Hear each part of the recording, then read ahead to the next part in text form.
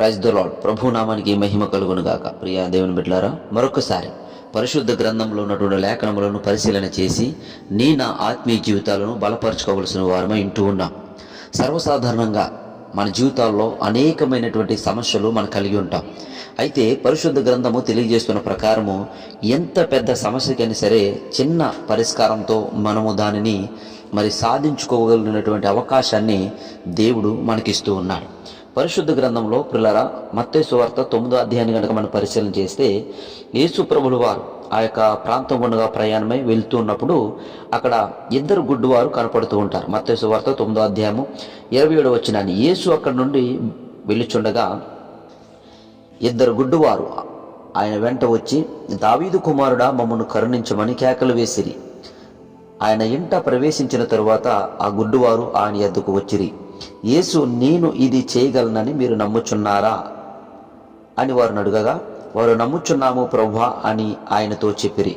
చూడండి, ఒక వాక్య లేఖనాలను కనుక మనం పరిశీలన చేస్తే, ఆ ఇద్దరు గుడ్డివారు ప్రభువును వెంబడించి, ప్రభువా మమ్మల్ని రక్షించు, మమ్మల్ని కరుణించు, మమ్మల్ని కాపాడు అని ఆయనను ప్రాధేయపడుతున్నప్పుడు దేవుడు వారిని అడుగుచున్నారు, సరే మీకు ఒక సమస్య ఉంది, ఆ సమస్యకి నేను పరిష్కారం చూపించగలనని, నేను మిమ్మల్ని బాగు చేయగలనని, నేను ఇది చేయగలనని మీరు నమ్ముచున్నారా అని అడిగినప్పుడు వారు వెంటనే అంటున్నారు, నమ్ముచున్నాము ప్రభువా అని ఆయనతో చెప్పినప్పుడు ఆయన ఒక మాట అంటున్నాడు. అప్పుడు ఆయన వారి కన్నులను ముట్టి, మీ నమ్మిక చొప్పున మీకు కలుగునుగాక అని చెప్పినంతలో వారి కన్నులు తెరవబడెను. దేవుని నామానికి మహిమ కలుగునుగాక. ప్రియ దేవుని బిడ్డలారా, ఇక వాక్యాన్ని కనుక మనం పరిశీలన చేసినట్లయితే, వారి యొక్క నమ్మిక చెప్పున వారికి ఉన్నటువంటి ఆ యొక్క గుడ్డుతనాన్ని వారు విడుదల పొందుకుని, అద్భుతమైన స్వస్థత పొందుకుని, వారి యొక్క కన్నులు తెరవబడి అనేకమైనటువంటి ఆశీర్వాదాలు వారు పొందుకున్నట్లుగా మనం చూస్తున్నాం.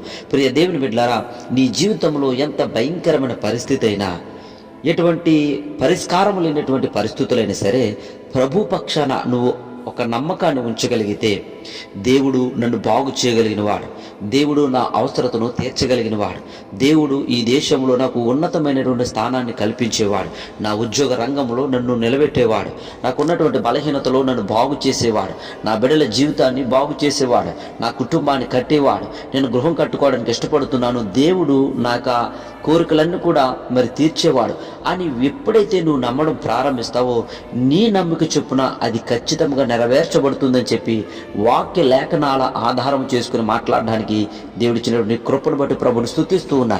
ప్రియ దేవుని బిడ్డలారా, ఎటువంటి సమస్య అయినా సరే, ఎంత భయంకరమైన పరిస్థితి అయినా సరే, ఇక నేను బాగుపడను అనుకున్నటువంటి స్థితిలో నీవు ఉన్నా సరే, ఒక్కసారి గనక నువ్వు నమ్మకాన్ని ప్రభు పట్ల నిలుపునట్లయితే, నా దేవుడు ఇది చేయగల సమర్థుడు, నా ప్రభు నా నమ్మిక చొప్పున నా జీవితాన్ని బాగు చేయగలిగిన వాడు అని నువ్వు నమ్మినట్లయితే, నీ నమ్మిక చొప్పున అద్భుతమైనటువంటి కార్యాన్ని నువ్వు పొందుకుంటావు. ఆ గుడ్డివారు ఏ విధంగా అయితే నమ్మి ప్రభువుని ప్రాధేయపడుతూ, అయ్యా నేను నమ్ముచున్నాను, ఈ కార్యం చేయగలిగిన దేవుడు అని నమ్ముచున్నాము ప్రభా, నన్ను స్వస్థపరచగలిగిన దేవుడు నీవేనని వారు ఎంత నమ్మకాన్ని అయితే ప్రభు పట్ల నిలిపి ఉన్నారో, చూపించి ఉన్నారో, అదే నమ్మకాన్ని ప్రభు పట్ల నీవు నేను కూడా కలిగి ఉన్నట్లయితే, ఖచ్చితంగా నా నమ్మిక చొప్పున మన జీవితాలన్నీ కూడా బాగుపడతాయి. హల్లెలూయా. ప్రతి విధమైన సమస్య నుంచి మనకు విడుదల కలుగుతుంది, ప్రతి విధమైనటువంటి బాధ నుంచి విడుదల కలుగుతుంది.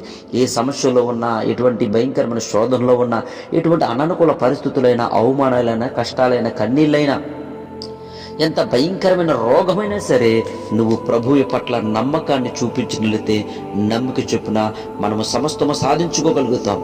అందుకని ప్రియ దేవుని బిడ్డలారా, దేవుని సేవకునిగా తెలియజేస్తున్నాను, నీ సమస్య ఎంత పెద్దదైనా కావచ్చు, నీ పరిస్థితి ఎంత భయంకరమైనది కావచ్చు, ఒకటే పరిష్కారం, దేవుని నమ్మితే నువ్వు సమస్తాన్ని సాధించుకోగలుగుతావు. అందుకని వాక్య లేఖనాలు తెలియజేస్తున్నాయి, నమ్ముట నీ వలనైతే నమ్మువానికి సమస్తము సాధ్యమే.